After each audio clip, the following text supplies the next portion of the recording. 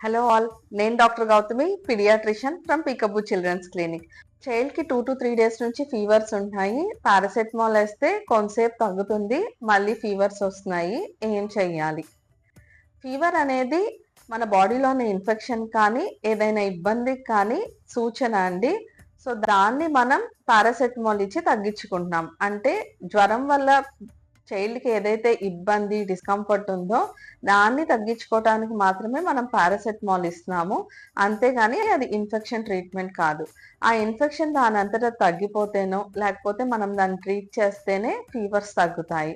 Paracetamol ఇచ్చినా గానీ temperature complete గా నార్మల్ కి రావట్లేదు. ఎందుకు? Paracetamol is a very good antipyretic అండి. ఇది అడిక్వేట్ డోస్ ఇస్తే ఇచ్చిన 1 hour లోపే టెంపరేచర్ 1 to 2 degrees దాకా తగ్గిస్తుంది. So say for example child కి 1 or 2 అలా ఉందనుకోండి, it will come down to 100. So high grade fevers ఉన్నప్పుడు పారాసెటమాల్ వేయగానే కంప్లీట్ నార్మల్ టెంపరేచర్స్ ని ఎక్స్పెక్ట్ చేయకండి.